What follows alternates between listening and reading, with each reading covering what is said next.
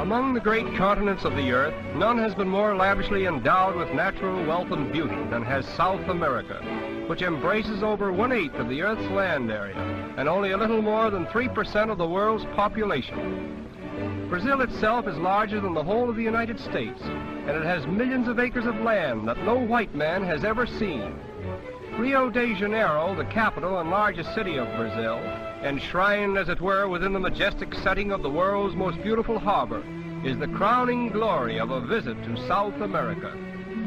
Over 400 years ago, the adventurous Portuguese explorers who discovered and claimed Brazil for the crown of Portugal sailed into this picturesque harbor and called it Rio de Janeiro, or River of January, because they discovered it in the month of January, and they believed the beautiful inlet into which we now sail was the mouth of a river.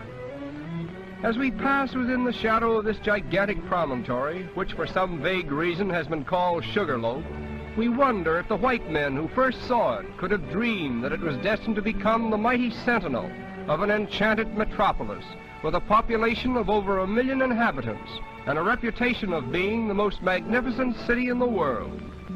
The first Portuguese settlers found the country in the possession of various Indian tribes, from whom many of them took their wives. It is a long and thrilling span of history between these modern battleships and the tiny boats upon which the Portuguese explorers first sailed into this harbor. But the centuries have wrought little change in the beautiful coastline, the delightful climate, and the ever-present clouds that are the natural heritage of Rio, the Magnificent. As in most countries of South America, the color of one's skin does not always determine one's social standing. As a matter of fact, the racial color line seems to be so thinly drawn here that it has become a haven of toleration for all races. Nevertheless, the Portuguese language still prevails. Among the beautiful boulevards of Rio, the Avenida Beira-Mar is the most picturesque, with its marble promenade encircling the waterfront for a distance of 5 miles. This palm-fringed canal is a reminder of the days when the Portuguese king removed his court to Rio and brought with him the seeds of the famous royal palms, which have since spread in picturesque profusion throughout the whole country. The period from 1902 to 1906 witnessed the wonderful transformation from the old to the new Rio, a comprehensive project so boldly conceived and so brilliantly executed that there is hardly a landmark of the old city to be seen in Rio today.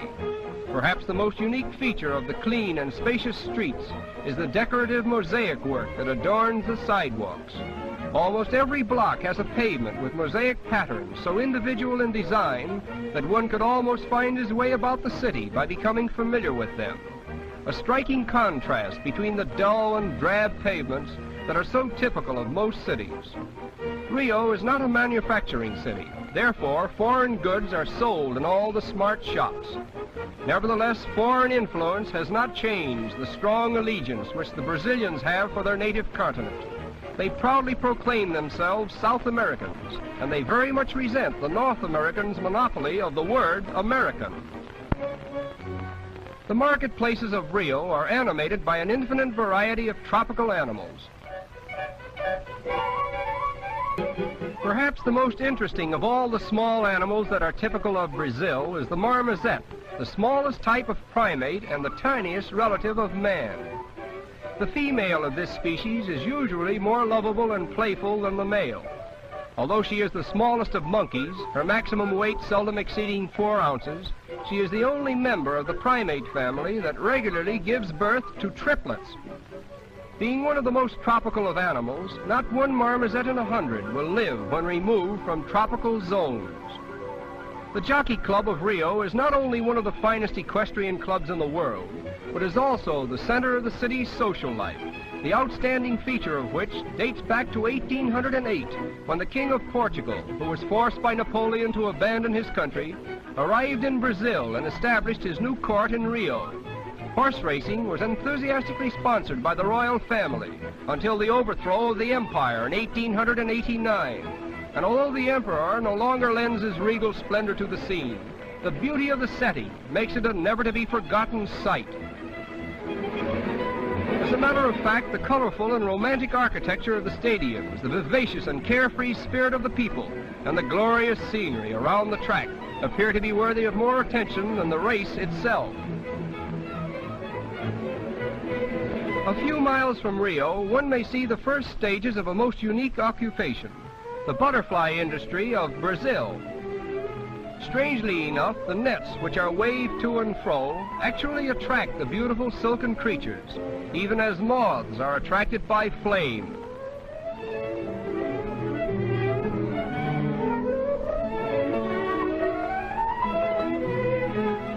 The butterflies of Brazil are much larger and more colorful than those of North America and Europe.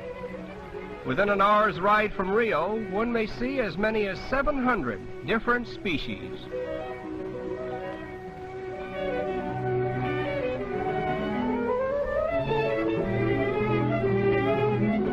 After the butterflies are caught, they are usually sold to small shops in the city, where their wings, at least, are immortalized by an art that was developed in Rio several years ago.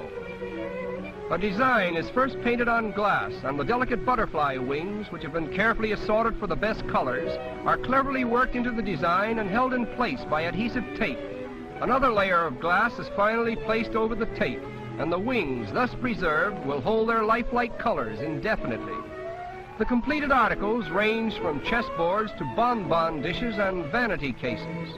And needless to say, the predominating design in all of this work is none other than Sugarloaf, the center of attraction for all eyes that glory in the magnificence of Rio.